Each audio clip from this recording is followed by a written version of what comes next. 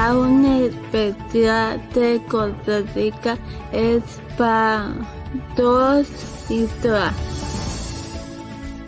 Las aulas, la vida universitaria y los micrófonos son nuestros también. Somos parte de la U. Una producción de PROIN, el programa institucional de inclusión de personas con discapacidad cognitiva a la educación superior y las radioemisoras de la Universidad de Costa Rica. Somos parte de la U. Bienvenidos a Somos Parte de la U. Carla Gamboa, Raquel Garro les saluda. Es un gusto para nosotras poder compartir nuevamente este espacio con ustedes. Para el día de hoy tenemos como invitado a don Mauricio Bustamante Brenes. Hace muchos años sufrió un ataque muy doloroso mientras iba manejando en su carro. A causa de ese ataque, don Mauricio perdió la vista, pero eso no lo detuvo. Con ayuda de su familia, su fe en Dios y su gran deseo de salir adelante, don Mauricio aprendió a vivir como una persona ciega. Siguió trabajando y ahora da charlas motivacionales para ayudar a otras personas. Hoy viene a compartir con nosotros su historia de vida, de lucha, de perdón y esperanza. Bienvenido, don Mauricio. Es un honor tenerlo con nosotros. ¿Cómo está?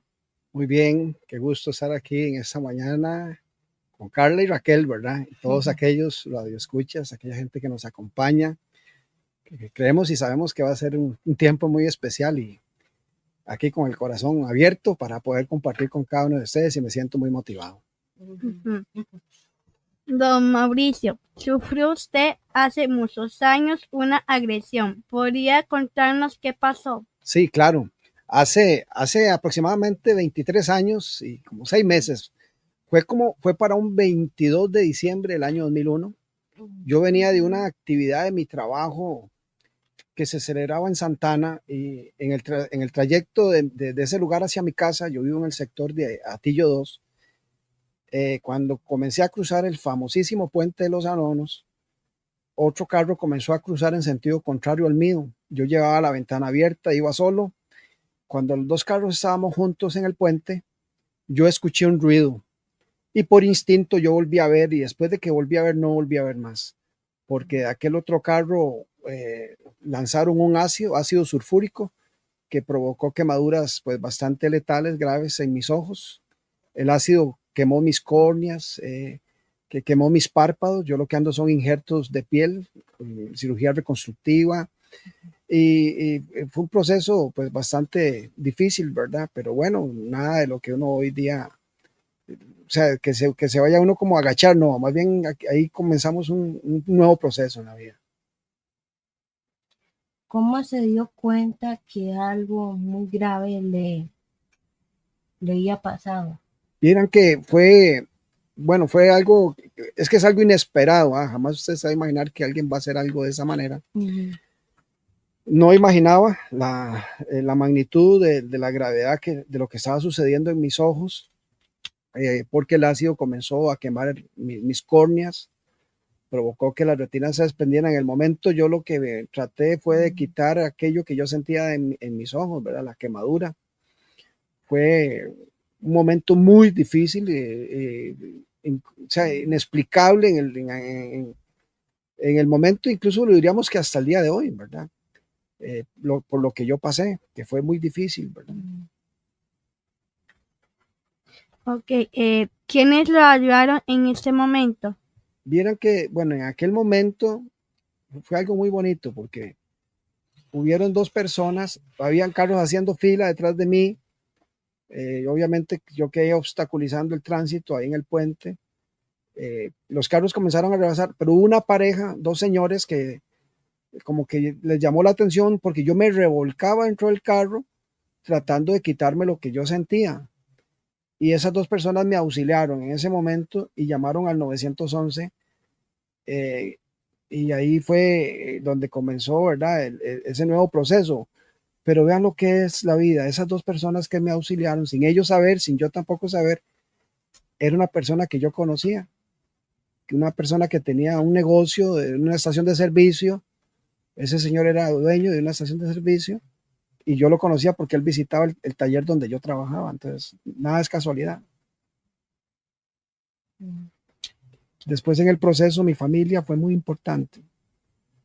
Fue muy importante el apoyo de mis padres, de mi hermana, por lo que yo, o sea, porque era un nuevo comienzo en la vida de Mauricio, era comenzar a sortear un montón de obstáculos que se presentaban que jamás imaginaba que iban a estar, ¿verdad?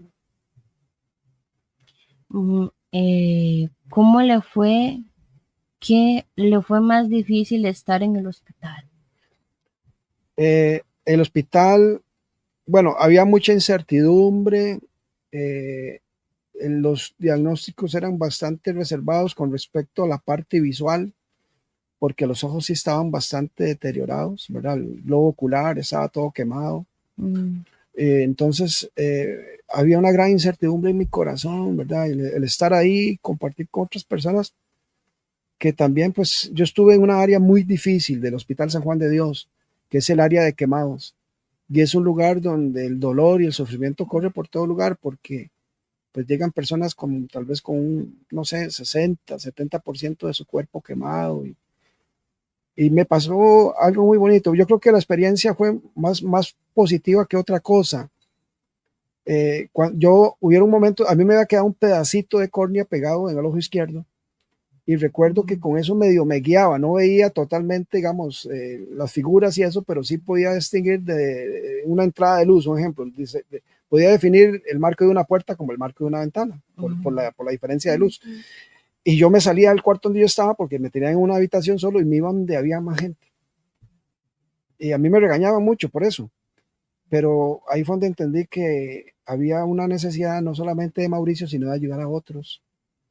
Cuando me di cuenta me pasaron a una área donde había más gente, entonces comenzaba a compartir con ellos y a tratar de motivarnos unos a otros. Ese hospital dejó de ser un hospital y se convirtió en una escuela para mí. Una de las cosas lindas que pude aprender en ese hospital, ¿saben qué fue? Fue a valorar. Porque antes, cuando yo veía, yo era un joven que decía, yo todo lo tengo, no me falta nada. Creía que todo lo tenía, porque tenía ropa de marca, porque tenía buenos zapatos, porque tenía un buen carro, porque tenía los ojos celestes. Mira qué ojos más bonitos tenía, yo, eran celestes. Y si me preguntas cómo los tengo ahora, le digo, ha sido wash, ¿verdad? Me los destiñaron, ¿verdad? Pero bueno, ahí aprendí a valorar.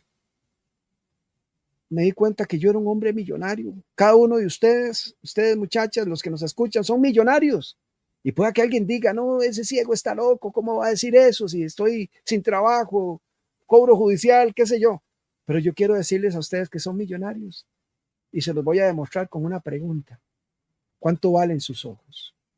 Si sus ojos tienen un valor económico, póngale números y llame a la emisora, porque yo le quiero comprar un ojo suyo. ¿Cuánto vale un ojo suyo? Véndamelo. ¿Saben por qué? Porque si fuera posible con un ojo suyo, yo podría ver a mi esposa, podría ver a mis hijos que nunca los he visto. Quiero verlos. ¿Cuánto valen unas manos? ¿Cuánto valen unos pies? Mucha gente desea ponerse unos zapatos como los que andamos nosotros y no pueden, no porque no tengan zapatos, que no tienen pies para ponérselos. ¿Cuánto vale una familia? Lo que pasa es que hemos puesto la mirada en otras cosas cosas efímeras, pasajeras, y no en lo que realmente tiene valor en nuestras vidas. Y eso fue lo que yo aprendí en un hospital, a darle valor a la vida, a lo que realmente tiene un nivel de significativo para cada uno de nosotros. ¿Cuántas operaciones le hicieron? Fue un aproximado de 18 cirugías, entre cirugías reconstructivas y oculares. Sí, como 18. Hubo una experiencia, quiero contarla, casi nunca la cuento. A mí me operaron, vino un médico de Boston más que un médico, un científico, fue creo que el que inventó las córneas artificiales, las creatoprótesis se llaman, y él vino a operarme. En un principio tenía que ir allá, pero salía más barato que él viniera acá, y se me operó, la cirugía fue un éxito, pero yo tenía que quedar aproximadamente por mes y medio con el ojo tapado, o sea, cosido, una tarsografía, se llama eso. Entonces, pero cuando yo salí del hospital, a pesar de que mi ojo estaba cerrado, yo veía luz. Veía el bombillo prendido y yo lo apagaba. Claro, yo pago el recibo, ¿verdad? Abría las cortinas de mi cuarto en la mañana y podía ver el destello de luz, la diferencia que. Entonces, había una expectativa en mi corazón, porque habían anhelos en mí, en mi familia, en mi esposa. Tenía apenas 2 años de casado. O sea, pero un momento dado, como al mes, comencé a percibir que el campo visual comenzó a disminuir y a disminuir. Me fui al médico, hicieron un ultrasonido, se detectó que la retina de ese ojo se había desprendido y ya no había nada que hacer. Las posibilidades se habían agotado científica y médicamente. Yo me acuerdo que salí de esa clínica junto con mi esposa, nos vimos sentados en la orilla del caño, literal, sentados los dos ahí, llorando, porque nos sentíamos defraudados, decepcionados, desilusionados. Y esto es algo muy personal de Mauricio. Fue una experiencia mía de Mauricio. Yo recuerdo que llorando sentado en ese borde de caño, yo escuché una voz, literal. Yo escuché una voz que me dijo: Mauricio, Mauricio, tú no dependes de tus ojos, tú dependes de mí. Y ahí fue cuando yo me levanté, sequé mis lágrimas, tomé a mi esposa de la mano, la levanté y le dije: mi amor, aquí vamos para adelante, porque no dependemos de circunstancias, dependemos de Dios. Y hasta la fecha. Hasta la fecha.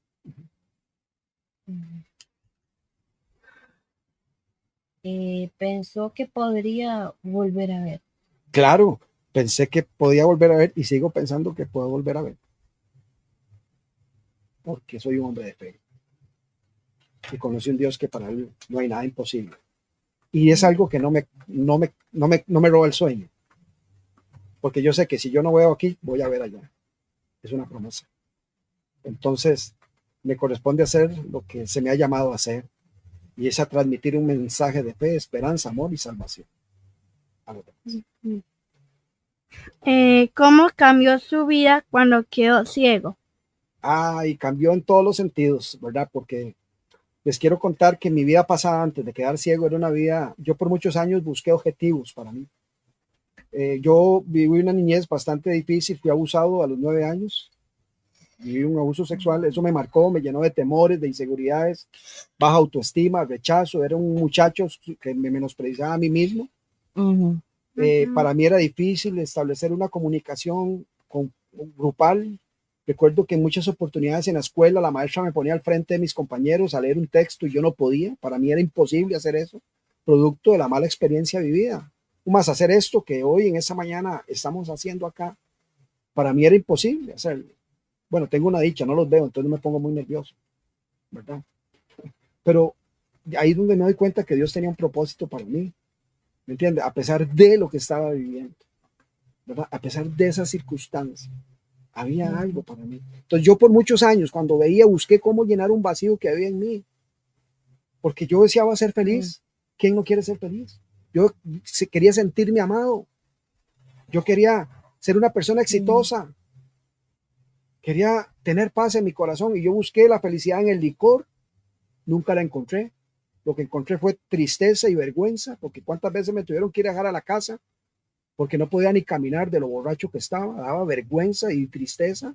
Busqué la paz en las drogas. Nunca encontré paz en las drogas. Busqué el amor en relaciones totalmente tóxicas. Nunca encontré amor ahí. Decepcioné a muchas y muchas me decepcionaron a mí. Busqué el éxito en los negocios buenos y malos y nunca encontré éxito. Hay una frase de un escritor francés, Pascal, decía que un hombre muerto no es aquel que yace bajo una tumba fría. Un hombre muerto es aquel cuya alma permanece vacía. Ese era Mauricio. Había un vacío en mí que nada ni nadie lo podía llenar, solo Dios. ¿Qué cosas tuvo que aprender de nuevo? Fue un comienzo extraordinario, lleno de, al principio, de problemas que se convirtieron en retos para mí. Llegó un momento donde yo le dije a mis padres, yo no quiero quedarme el resto de mi vida sentado en un sillón. Tiene que haber algo, alguien que me ayude para volverme a insertar a la sociedad. Y fue cuando nos dimos la tarea y encontramos pues el Instituto de Formación Helen Keller, y me ingresé al Helen Keller, y recuerdo muy bien la primera vez que fuimos, era un taller de ingreso. Entonces había uno de los en el programa de que había que hacer un recorrido por el edificio para que los usuarios, los nuevos usuarios, lo conocieran. Yo recuerdo que yo fui con mi mamá, todavía no me había casado yo, fui con mi mamá y comenzamos a hacer el recorrido por el edificio, y llega mi mamá y me dice, Mau, el que nos va enseñando el edificio es otro ciego. Digo, ¿cómo? ¿Qué? Me dice, sí, está ciego y peor que usted, me dijo mi mamá. Digo, no, mami, a mí no me meten gato por liebre, lléveme a la par de ese muchacho, porque aquel subía gradas, bajaba gradas, era algo impresionante, y era ciego. Interactué con él, su nombre es Nelson, nos conversamos, y yo, cuando usted encuentra un buen árbol, usted se le pega a ese árbol porque le da buena sombra. Y yo me le pegué a este muchacho Nelson. Recuerdo que me comenzó a enseñar el edificio, subimos al primero, segundo, tercer piso, bajamos, y aquel muchacho solo se conducía con facilidad dentro de aquel edificio. Me llevó al comedor del Helen Keller, se nota, ¿no? Más o menos. Me gustó mucho el comedor de Helen Keller. Me llevó al gimnasio del Helen Keller, ahí no me quedé, ¿verdad? Me llevó al área de la piscina. Y esto fue impresionante, porque cuando llegamos al área de la piscina, llega este muchacho y me dice, Mauricio, no camine más porque se puede caer a la piscina. Y ahí fue donde yo dije, wow, wow, si este ciego pudo, yo puedo también. Y esa es la moraleja, que si este ciego que está aquí pudo salir adelante, usted también puede salir adelante. Y comenzó un proceso. Tuve que aprender a leer nuevamente en braille y a escribir en braille. No me gustó mucho, me dolía mucho la cabeza. Había que tener mucha concentración, y hasta la fecha no lo he logrado mucho, ¿verdad? Ingresé a un laboratorio de tiflotecnología de Lina que había en el Helen Keller. Ahí saqué 3 títulos de informática básica en el INA, y entré a otro taller de tiflotecnología donde aprendí a usar Excel. Y ahí era donde el profe me decía, Mau, pero no se quiebre la cabeza con el braille. Me decía, no estoy mal, ¿cómo se llama? Mal, ¿cómo le explico? Diciendo que no sé aprender a leer braille. Claro que sí, lo que pasa es que es un lenguaje solo para no videntes, ¿verdad? Entonces, pero ahora tenemos la tecnología, ¿ah? Y es espectacular todo lo que podemos hacer a través de una computadora, a través de un teléfono inteligente, o sea, y más ahora con el IA, ¿verdad? La inteligencia artificial. Entonces, fue un nuevo comienzo. No sabía nadar, cuando veía, aprendí a nadar estando ciego, ya no me ahogo en una piscina, choco con todo el mundo, pero no me ahogo, ¿verdad? Entonces, ha sido un aprendizaje maravilloso, el descubrir talentos, el descubrir habilidades que antes no sabía que estaban en mí. Ahí me di cuenta que el don de hablar mucho, ya se dieron cuenta, sí, el don de hablar mucho y tratar de inyectar o motivar a otros pues a salir adelante a pesar de las circunstancias. ¿Qué lo motiva y qué mensaje quiere compartir con todas las personas que nos escuchan? Claro, vieran que en un principio vi derrumbarse muchas cosas en mí, ¿verdad? Vi mis sueños, mis anhelos, mis proyectos, mis metas, mi futuro caerse. El deseo de casarme, porque era un hombre soltero. Y yo decía, si no me casé cuando veía, mucho menos ciego. Vi todo muy difícil para mí. Vi mi vida derrumbarse. Pero lo que Mauricio no se daba cuenta y no entendía, que aquello era el comienzo, el principio de grandes cosas para Mauricio. Entonces, comenzó a construirse una nueva vida para mí, una vida diferente. Una toma de decisiones, ¿verdad? Para un cambio de vida, no por estar ciego, porque el estar ciego no me impide tal vez a seguir haciendo lo malo que hacía antes, pero ya hay una óptica, una visión diferente de vida en Mauricio, y puedo hablarlo así a pesar de que soy no vidente, porque hoy veo más que antes. Antes veía y estaba ciego, y hoy veo más que antes, porque mi vida es diferente, mi forma de pensar es diferente. El saber que puedo ser útil, porque yo me creí que yo nunca más iba a volver a hacer nada, que nunca más iba a volver a trabajar, que nunca más, o sea, vi todo derrumbarse en mi vida. Pero comenzó una nueva etapa. Y como decía anteriormente, el descubrir talentos. En mi casa, yo hago muchas cosas. O sea, si se jode la ducha, yo voy y la arreglo. Si hay que cambiar la resistencia, la cambio. Si hay que cambiar la ducha, la cambio. Eso sí, voy y desconecto el breaker primero.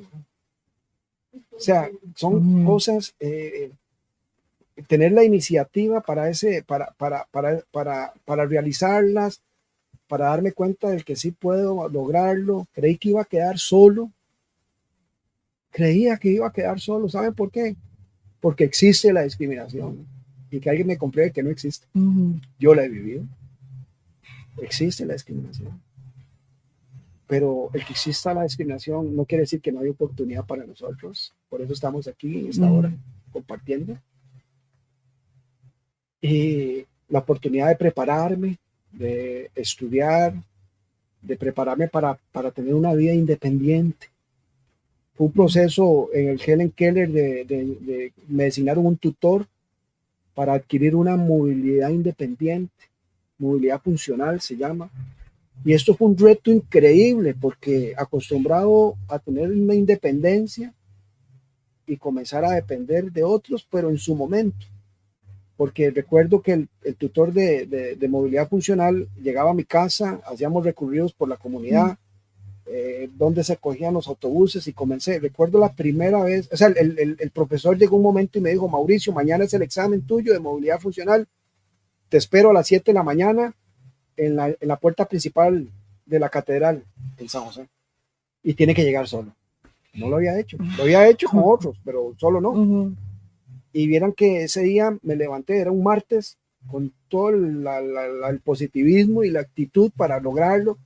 Hubo oposición en mi casa, era normal. Mi mamá se opuso cuando yo le dije: ¿para dónde vas? Le digo: voy para San José. ¿Con quién? Solo. No, usted está loco, ¿cómo se le ocurre? Lo puede atropellar el carro, el bus, el taxi, no, el perro, el gato, no. Y mi mamá se preocupó y era normal como madre sobreprotectora. Después de tener un hijo que tenía una movilidad independiente, o sea, se movilizaba muy independiente, y que ahora por su discapacidad no. Y recuerdo que yo no le di mucha pelota a mi mamá y salí soplado. Porque si yo sabía que me quedaba unos minutos más, me le echaba candado al portón y no podía salir, ¿no? Y me fui. Recuerdo que en el trayecto hacia la parada de autobús, que ya conocía el trayecto, hay 3 alamedas para llegar a la misma calle. Yo había ido con mi mamá muchas veces a San José y ella se iba por una alameda específica. Pero yo soy un chiquillo medio rebelde. No, yo no me voy a ir por la alameda que sea mi mamá, yo me voy por otra alameda.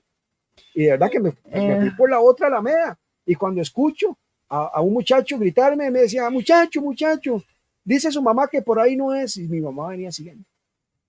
Y no le hice caso y seguí. Llegué a la parada, conté el menú, los pases del autobús. Pasó el bus y me monté y me fui para San José. Ya cuando llegué a la puerta principal, ahí de la entrada de la catedral, ahí estaba el profesor. Y me dice el profe: bien, Mau, lo hiciste, lo lograste, llegaste solo. Pero ahí te andan rondeando. ¿Cómo? Sí, anda con un delantal, era mi mamá. Mi mamá se me había puesto al corte y me había seguido. Pero ahí se dio cuenta mi mamá que Mauricio estaba capacitado, que Mauricio tenía las herramientas, la instrucción y la habilidad para poderse movilizar en una forma independiente. Fue maravilloso. Retos que se han convertido en victorias en mi vida, ¿verdad? Y así sucesivamente, ¿verdad? En muchas áreas, ¿verdad? En la parte espiritual. Creo que todo esto se lo puedo atribuir a la motivación más grande que he tenido, y es Jesús en mi vida. Él cambió mi vida, mi forma de ver las cosas. No estoy hablando de religión, estoy hablando de relación, que es diferente. Una relación con Dios. Y ha sido extraordinario. Creo que Él es el que me ha dado esa fuerza para poder levantarme en los momentos difíciles. Una fortaleza para enfrentar las circunstancias. Porque problemas he tenido y tengo, pero sé en quién confío, y aquí voy para adelante. ¿Cuándo decidió perdonar a las personas y qué le hicieron daño? Sí, a las personas que me hicieron daño. Bueno, el caso mío se llamó atentado, fue un atentado lo que hicieron. Estando en ese hospital en el área quemado del San Juan de Dios, yo me di cuenta, o sea, descubrí que más que la quemadura física de mi cara o de mis ojos, era la quemadura de mi corazón. Porque dentro de mí lo que había era odio, deseo de muerte, deseo de venganza, había amargura, había resentimiento, una ausencia de perdón. Yo necesitaba perdonarme a mí mismo porque yo me culpaba. Yo necesitaba perdonar a mis papás porque en una medida los culpaba a ellos también. Yo necesitaba perdonar a las personas que habían lanzado el ácido sobre mis ojos y me habían dejado ciego. ¿Usted cree que yo quería perdonar a esa gente? No, por supuesto que no. ¿Y por qué no podía? Porque no lo sentía. Y ahí fue donde yo pude entender y descubrir que el perdón no es un sentimiento, el perdón es una decisión. Una decisión que va movida a través de una necesidad de quitar aquella carga de amargura que había en mí, de odio, de resentimiento, de venganza. Entonces, ahí donde yo me di cuenta que yo tenía que tomar una decisión que sobrepasaba mi voluntad, porque la voluntad del hombre es sacarse el clavo, ¿verdad? Venganza, vengarse. Pero la voluntad de Dios no, y era hacer la voluntad de Dios y no la mía. Porque así como Él me perdona a mí, yo tengo que perdonar a los demás. Cuando yo tomé la decisión y lo hice sincerando mi corazón ante Dios y le dije, Señor, yo sé que mi perdón no es suficiente, no me alcanza. Y sé que yo necesito quitarme este peso de encima. Y le pedí prestado a Dios de su perdón. Y nos hizo esperar. Y desde ahí esa carga se quitó de mí. Y yo le digo a la gente, deje de llorar por un pasado que no existe. Deje de sufrir por algo que ya no está. Levántese, perdone. Y mire hacia adelante lo que está preparado, lo que Dios ha preparado para su día, que es extraordinario. Porque yo lo he visto en mí. Ha sido maravilloso. Ha sido maravilloso. Y desde ese momento, eso ya fue un pasado. En una oportunidad estuve en un medio de comunicación televisivo y tuve la oportunidad de pedirle perdón a la gente que me lanzó el ácido y cualquiera diría, ¿por qué? Si fueron ellos los que le echaron ácido, son ellos los que tienen que pedirle perdón a usted. No. Yo aproveché ese momento para pedir perdón, ¿saben por qué? Porque yo los odié. Yo sentí venganza, sentí deseo de muerte para ellos y no era un sentimiento bueno. Y yo les pedí perdón y eso me libertó. Hoy soy un hombre feliz, soy un hombre que vive una vida normal, ya no tengo cargas de ese tipo y eso fue una victoria en mi vida. ¿Por qué decidió perdonar? Porque lo necesitaba. Creo que eso nace de una necesidad en mí, ¿verdad? Movido a tomar una buena actitud, ¿verdad? Y decidir el perdonar. Porque he llegado a conocer, a darme cuenta que cuando uno carga con esos resentimientos y todo eso se produce una amargura en nuestro corazón y una amargura echa raíces y afecta a los más cercanos. Entonces, una persona amargada va a afectar a los familiares, a los que están más cerca de él. Su temperamento cambia, su forma de expresarse, o sea, no hay vida. Y cuando uno toma la decisión, las cosas comienzan a cambiar.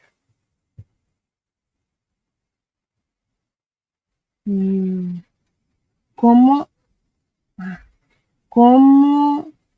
cambió su corazón después de perdonar? Sí, trajo mucha paz, trajo fortaleza, ver la vida de otra óptica. Mi relación con Dios fue mi fortaleza. Él sanó mi corazón. Y como lo dije anteriormente, antes veía y estaba ciego, porque yo nunca quise ver el daño que me hacía a mí mismo, el daño que le hacía a mi familia, nunca quise ver el daño que le hacía a la gente que me rodeaba. Veía y estaba ciego. Tenía mis oídos buenos y estaba sordo, nunca quise escuchar el consejo, nunca quise escuchar la voz de Dios, la invitación de Dios a una vida diferente. O sea, veía, estaba ciego. Escuchaba, tenía mis oídos buenos y estaba sordo. Tenía mis piernas buenas y era cojo porque no sabía caminar. Porque caminaba por lugares donde no tenía que caminar. Cantinas, tabernas, discotecas, bares, nightclubs, búnkeres y sígale poniendo. Esa era mi vida. Mi vida se estaba perdiendo. producto de que hay una vida desordenada, por una vida de pecado. Mi vida se estaba perdiendo. Pero bueno, ese es un tiempo para tomar buenas decisiones, ¿verdad? Que traen bendiciones en nuestra vida. Y eso fue lo que yo hice. ¿Cómo le fue la relación con su papá después del accidente? Eso fue algo maravilloso. Porque mi papá y yo nunca nos llevamos bien, en realidad, nunca tuvimos una buena relación. Y éramos como el agua y el aceite, al punto que muchas veces yo recuerdo a mi papá le gustaba jugar billar. Y a veces yo venía en mi carro manejando, tal vez a las 11, 12 de la noche. Yo veía a mi papá cuando iba caminando para la casa y yo no paraba el carro para montarlo. Yo seguía. Yo llegué a guardar el carro en una cochera, estaba en mi cuarto cuando era que escuchaba donde mi papá abría el portón y entraba. Obviamente hubieron cosas también que produjeron eso en mí, ¿verdad? Que él hizo, que no va al traste, pero había algo que nos separaba. Cuando yo quedé ciego, estando esa noche del 22 de diciembre del 2001, estando en el área de emergencia, llegó mi papá al hospital. Ese hombre que tanta falta me había hecho en mi niñez, en mi adolescencia. Mi papá estaba en el momento más importante de mi vida. Mi papá no pudo pronunciar palabra alguna, él estaba en shock de ver mis ojos, mis párpados quemados, sin cejas, sin pestañas, mi rostro quemado. Lo que bajaba eran unas telas blancas de mis ojos. Y yo recuerdo que yo le dije a mi papá, yo le dije, Padre, esté tranquilo porque yo estoy vivo. Y solo vivo lo podemos superar. Entonces, esta situación nos acercó. Obviamente era mi papá, necesitaba su apoyo y su ayuda. Y todo esto vivido y mi búsqueda de Dios arrastró a mi familia hacia Dios. Y la relación entre mi padre y yo cambió porque caminamos juntos por muchos años. Mi papá se convirtió en mis ojos, literal. Él viajó por todo el país conmigo a compartir este mensaje. Cuando yo siempre anhelé una esposa, yo siempre anhelé una familia. Cuando quedé ciego, como lo dije, en un momento creí que iba a quedar solo. Un día veníamos de la iglesia, mi papá y yo caminando, cuando de repente mi tata me dice, Mau, ahí está la suya, me dice mi papá. Digo, ¿cómo? Me dice, sí, ahí está la suya, es la macha, me dice mi tata. Era mi esposa Laura. Ahí estaba, en la iglesia. Y no solamente mi esposa, estaba mi familia. No solo mi familia, sino un ministerio familiar, porque yo en mi casa le servimos a Dios. Ha sido extraordinario. Algo que yo creí que no, sueños haciéndose realidad, porque era un sueño, tener esposa y familia. Y por producto de la discapacidad creí que no, que iba a quedar solo. Y Dios usó a mi papá para mostrarme la persona que él tenía para mí. Hoy tengo 19 años de casado, tengo 2 hijos. Ha sido maravilloso, no hay impedimentos. No, y tampoco excusas. Yo creo que para ver si cruzamos el río hay que tirarse a nadar. Sí. ¿Cómo conoció a su esposa? Sí, qué lindo, ¿verdad? Porque es una de las cosas más importantes que me ha sucedido en la vida, ¿verdad? Porque como hablábamos anteriormente de pensar de que iba a quedar solo, pues hoy tengo una familia, tengo esposa y tengo hijos. A mi esposa la conocí en la iglesia. Yo creo que me tiraba pelota y yo no me daba cuenta, ¿verdad? Ella se acercaba a mí, ella llegaba a la iglesia también pues con sus situaciones, ¿verdad? Como todas las tenemos, y dice que ella me miraba a mí, cómo le servía a Dios y todo, y ella decía, ¿cómo es posible que ese muchacho no vidente, y cómo se ve que ama a Dios, cómo le sirve? Y ella se veía sus problemas que, pues decía, no son nada para lo que yo vivía estando ciego. Entonces ella se acercó a mí, dice que yo no le gustaba, eso dice ella, que yo no le gustaba ni nada, pero un día se soñó. Ella se soñó, ese es el relato de ella lo cuenta mejor, pero yo voy a aprovechar. Dice que un día se soñó que mi papá llegó a la casa de ella a buscarla, mi papá, y le entregó una carta de parte mía. Pero en el momento que ella va a leer la carta, ella se despierta. Entonces ella se quedó así y dice, no, pero ¿cómo me voy a quedar yo sin saber qué es lo que dice la carta? Entonces, y le dijo a Dios, yo quiero saber qué dice esa carta y quiero volverme a dormir para ver si la puedo leer, ¿verdad? Dice que se durmió, pero no leyó la carta, sino que ella se vio junto a mí yo de traje, ella con un vestido de color salmón, en un salón lindo, como diría, como esos de Disney, ¿verdad? Y los dos bailábamos en el salón, solos. Ujú. Entonces dice que desde ese día ya llegaba a la iglesia y yo le gustaba, qué bien, ¿verdad? Entonces se acercó a mí y ahí comenzamos a conversar y todo el asunto, ya nos saludábamos y todo, ¿verdad? Pero ya de una forma más cercana. Un día me dijo que quería grabar unos disquitos con música ahí cristiana y no sé qué, y yo le dije que sí, que yo se lo hacía, vaya, ya había aprendido a hacerlo. No le diga a nadie, que en un momento quemé discos, ¿verdad? Y entonces, recuerdo que ya la invité a que fuera a mi casa y, ¿verdad? Y ahí comenzamos una linda amistad y todo el asunto. Fue muy rápido, duramos 3 meses y a los 3 meses nos estábamos casando. No, yo creo que en esto fue un asunto de Dios maravilloso. Y comenzamos ahí a una nueva vida, ¿verdad? Juntos. Ya como les repito, 19 años de matrimonio, tenemos 2 hijos y Dios ha sido fiel. Es una mujer que amo, muy valiente, ha sido un pilar importante en mi crecimiento, en mi formación, porque ellos no me ven como una persona no vidente, mi familia más bien se les olvida. Y vieras que con ella aprendí a cocinar, a hacer arroz, a hacerme el cafecito, todo el asunto, hacer oficio. No soy zoila, pero sí le ayudo, ¿verdad? Me gusta pues lavar trastos y hacer parte, colaborar en la casa.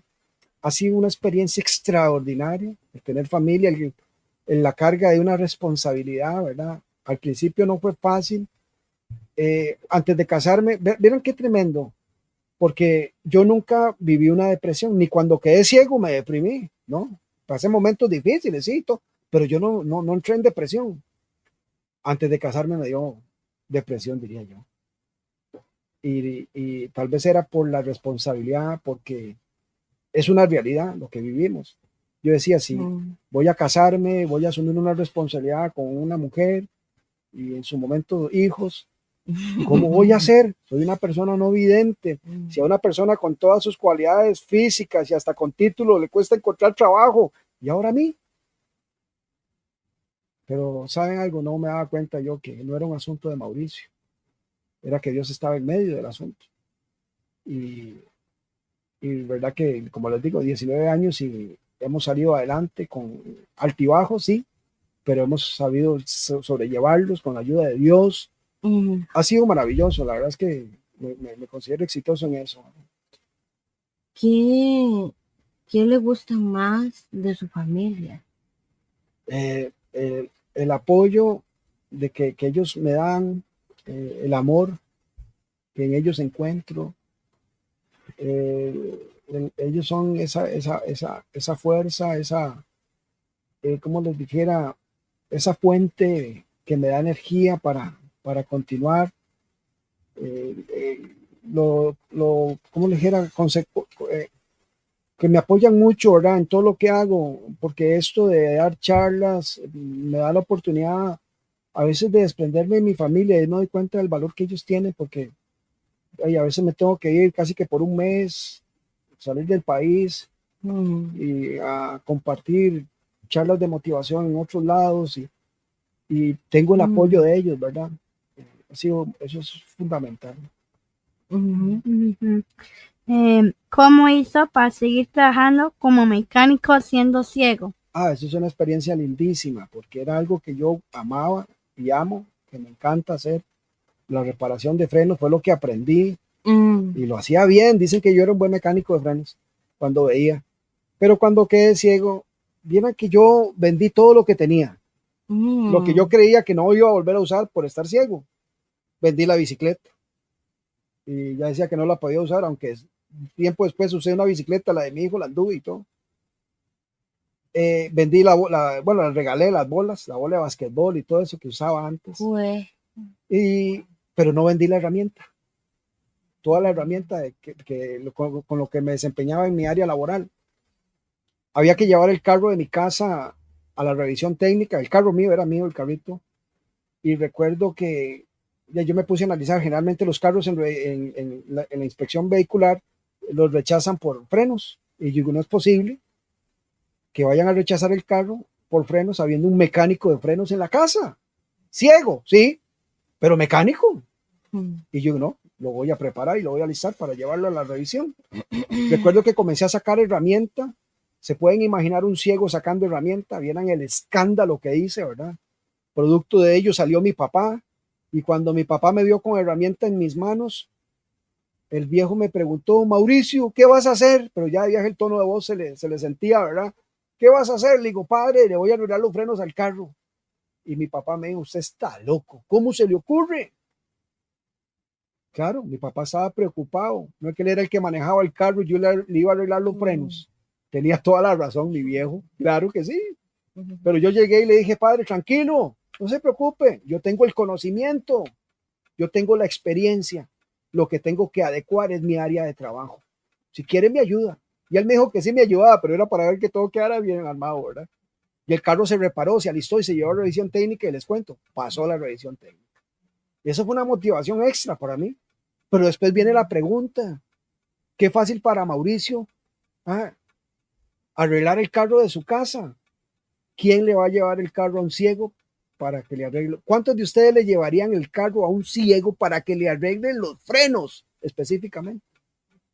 He estado delante de 500 o más personas y he hecho esa pregunta y le puedo decir que un 99% me dicen que ninguno. Y yo les digo, no se sientan mal, yo tampoco les llevaría el carro. Pero lo que para Mauricio era imposible, para Dios no. Porque hoy sigo trabajando en lo mismo.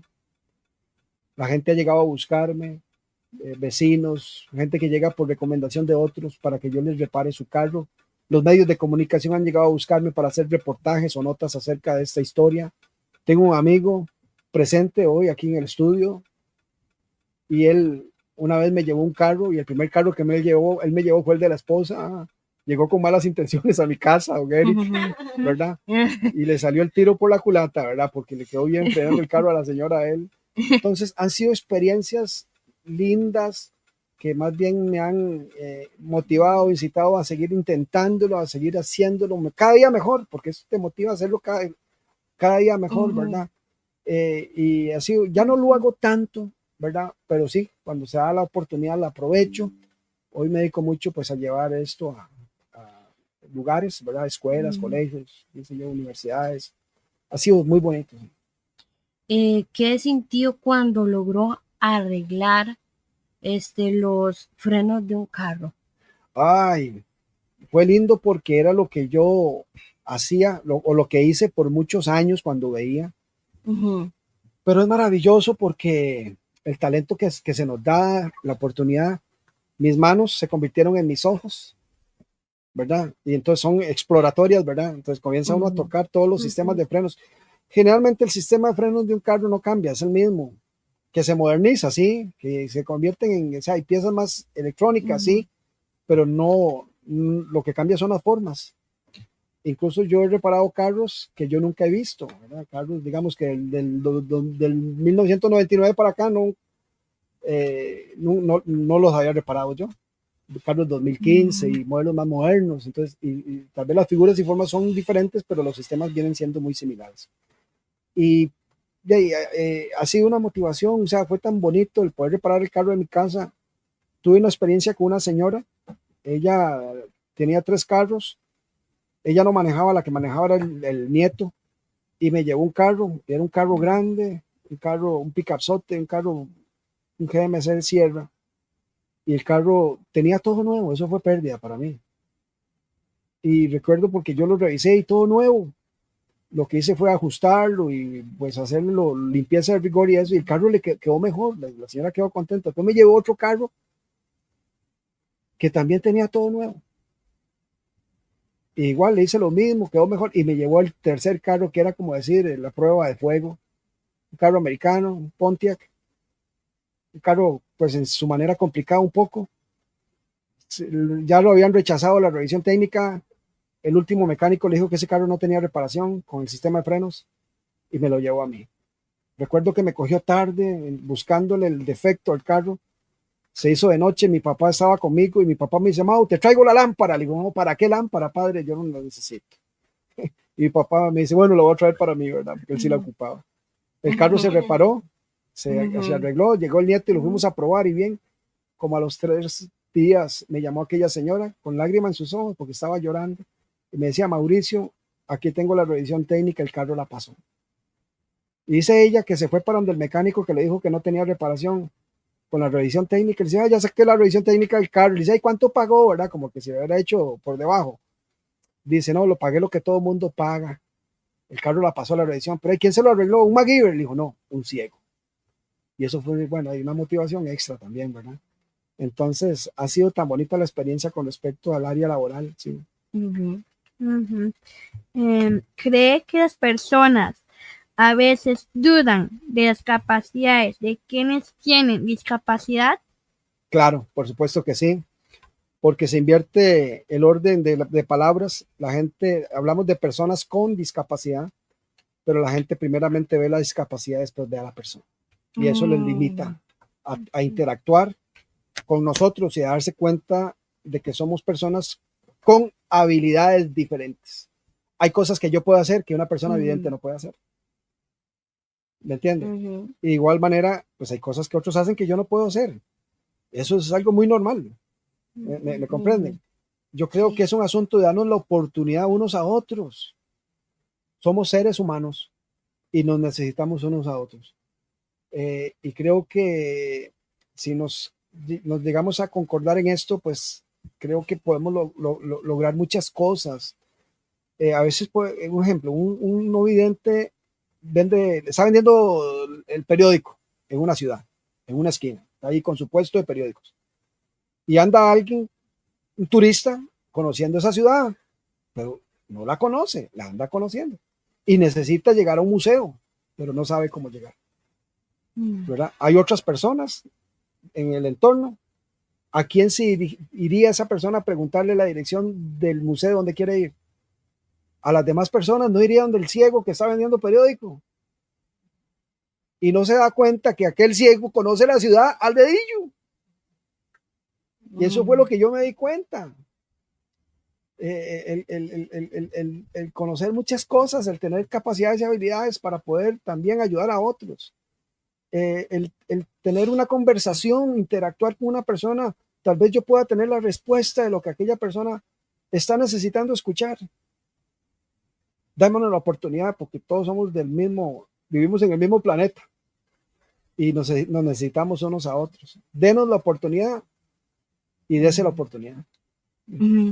Para finalizar, ¿qué les daría a las personas que nos están escuchando hoy? Bueno, yo quiero motivarles, quiero decirles que es válido caerse, pero no es válido quedarse en el suelo. Levántese con fuerza. Yo sé lo que es en mi proceso de adquirir una movilidad independiente, sé lo que es caerme en un caño sucio, porque di un paso en falso, porque mi bastón tal vez no detectó algo, y caerme y levantarme con lágrimas en mis ojos, pero no me quedé en el suelo, me levanté. Y hoy lo hago mejor. La última página de su historia no se ha escrito. Creo que hay oportunidad para su vida. La vida es linda y hay que saberla vivir. Yo los motivo a seguir adelante. Creo que espero ser ejemplo para ustedes con respecto a ello, porque no me quedé sentado en un sillón. Yo dije: yo no me quiero quedar sentado en un sillón el resto de mi vida. Tiene que haber alguien que me ayude a salir adelante y a recuperar. Así que yo los motivo a seguir adelante, a ver la vida de una forma diferente, porque hay más cosas lindas que otra cosa que ver. Así que un abrazo. Se les quiere mucho. Bueno, muchas gracias a don Mauricio por habernos acompañado en el día de hoy. Y muchas gracias a las personas que nos escucharon. Esto fue Somos Parte de la U. Carla Gamboa, Raquel Garro. se despide de todos ustedes, deseándoles una feliz tarde. Esto fue una producción de radioemisoras de la Universidad de Costa Rica y Proin UCR. Continúe con la programación. Hasta pronto. La Universidad de Costa Rica es para todos y todas. Las aulas, la vida universitaria y los micrófonos son nuestros también. Usted acaba de escuchar Somos Parte de la U. Una producción de PROIN, el programa institucional de inclusión de personas con discapacidad cognitiva a la educación superior y de las radioemisoras de la Universidad de Costa Rica. Producción Elena Jensen. Somos parte de la U.